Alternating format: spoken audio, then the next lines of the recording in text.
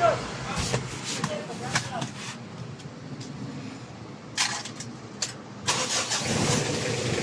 guys, tapos na tayo guys.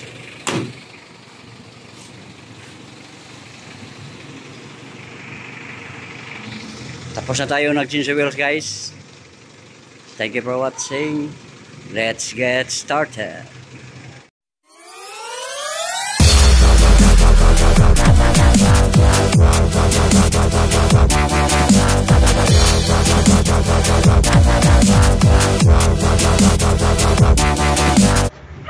Hello, mag-love shout out sa lahat dyan.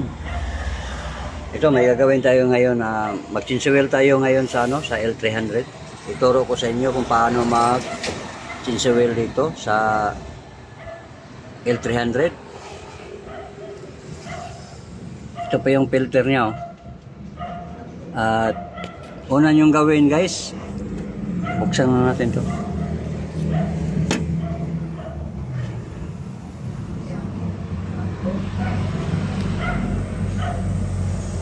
Ito yung unahing buksan para may makapasok ng hangin doon, para pag mag-drain kayo doon sa baba, madali lang dumalo yung asiti. Okay, buksan ko muna.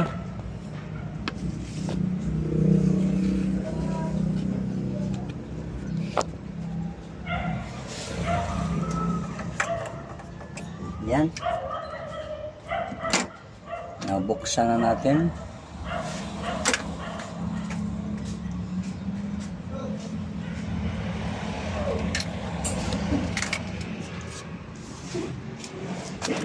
Tapos dito na naman tayo sa baba. Ayan o, yung green flag nya.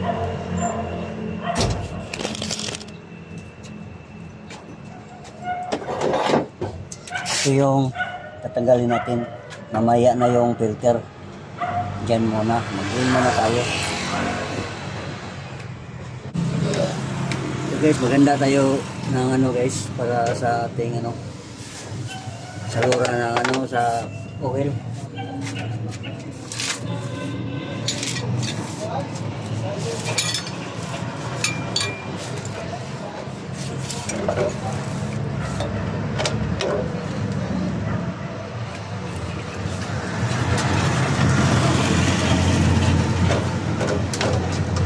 Pag matigas guys, pupukin nyo ng kunti ng martilyo guys.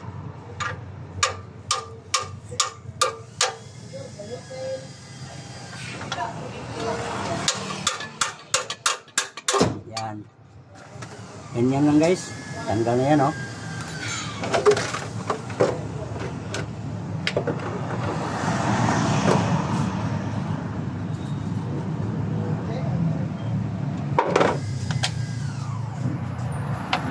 Maliit lang yung natin guys, pero tatakpan natin, tapos yan natin to para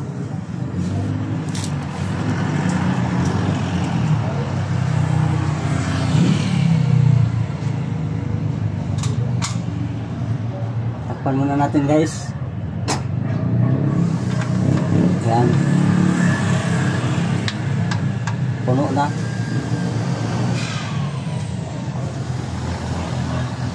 Iyan muna natin to. Ayan guys. Ang kalori guys. Ayan. Patuloy na natin ang sakto guys para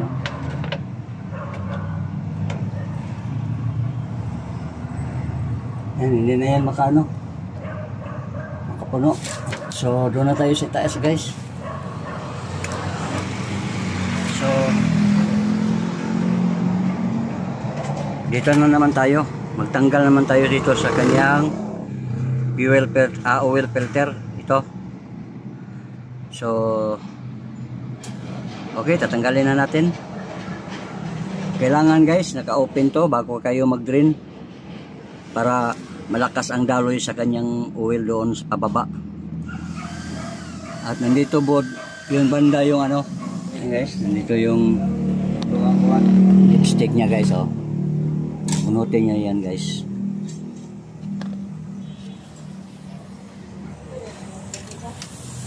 Ayan.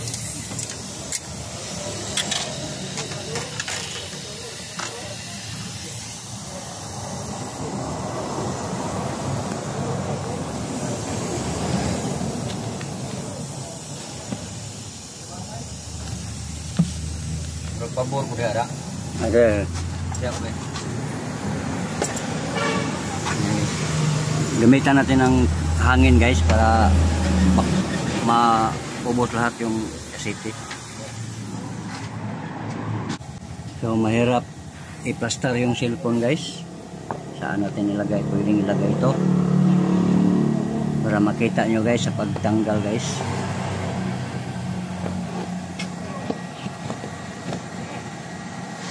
Yan. Ito po yun, oh.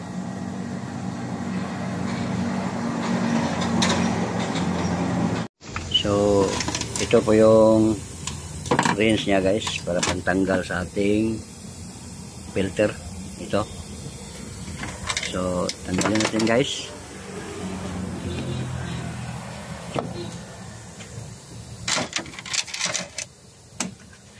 Ganyan na guys kung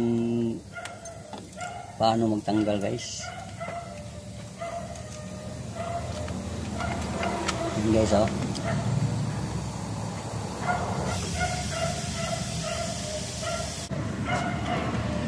Ito yung air filter niya guys para ano natin. Galing yan dito guys. Dito lang, oh. May bolt naman dyan, oh. Yan, galing dito. Yan. Tapos, tingnan nyo guys. Paubos na yung asiti guys. Yan, oh. Paubos na. So, magtanggal lang tayo sa ano guys. Sa filter guys. So, doon na lang ako magtanggal sa ilalim guys.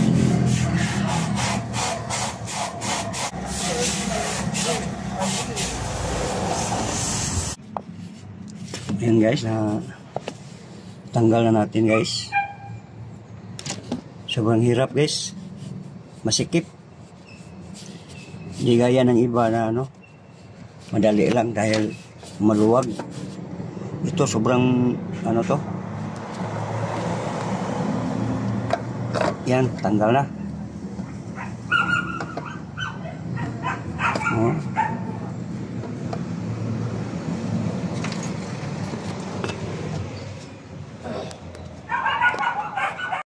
Yan guys, ito po yung bago guys.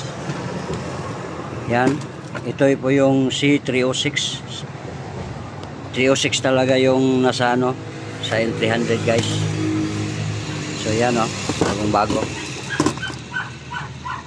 So tanggalin natin to guys. Yan. At bago nyo to ikakabit, lagyan nyo muna dito yan ng oil para pag pihit mo ng paano ay kumakapit siya talaga, walang leaking. So lalagyan natin guys, ganyan lang.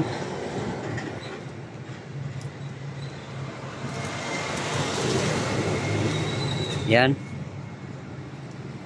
At i-ano na natin doon guys, ibalik na natin doon. Okay, yan guys, mahigpit na guys. Yan, oh. Yan, dulas na yung ano natin. So kung nakita nyo guys, nilagyan natin ng alambre kasi para hindi siya matanggal at hindi siya madulas. Yan, oh, para malak siya. At bago kayo mag-lock dito, isukat nyo muna doon sa filter, sa kanyang ano niya. Pag tumama na yon, saka nyo na lalagyan ng alambre dito para mag-lock. So ganyan lang gawin nyo guys. So okay, maglagay na lang tayo ng aseti doon at ibabalik muna natin yung ano, drain plug doon sa baba sa crankcase. Okay, yan guys, bali 1 gallon at 1 liter yung nalagay pa natin doon. So bago kayo mag test doon guys, paandarin nyo muna, tapos sukatin natin doon sa kanyang dipstick.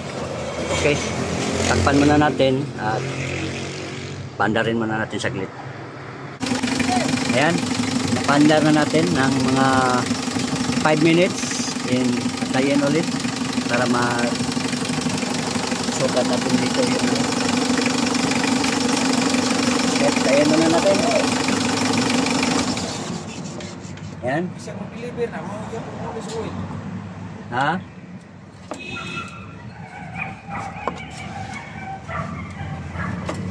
Ayan.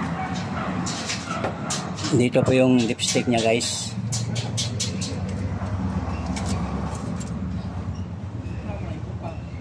Ayan, guys, kulang ng konti, guys. Yan, oh. Dito yan tumama, guys. Dito sa kanyang ano. Yan, dito. So, dagdagan lang ng konti, guys. Okay, guys, tapos na tayong nagdagdag, guys. So, tatakpan na natin. So, bali, ano, guys, yung nagamit nating asiti ngayon dito, 1 gallon and 1.5 liters. Yun lang ang tamang sukat sa kanyang asiti, guys. So, okay, guys, pandarin natin ulit para matingnan natin doon kung wala ba siyang leaking. Ayan.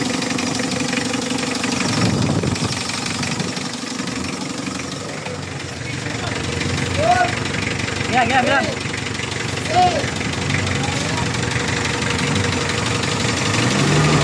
Guys, walang leaking, guys. So yun lang, guys, 1.5 liters ang magastos natin dito sa kanyang asiti, guys. So hanggang dito na lang, guys. Please paki-like sa ating notification bell at paki-like naman dyan. At hanggang dito na lang, guys. Bye bye everyone. God bless. Sana may natutunan kayo.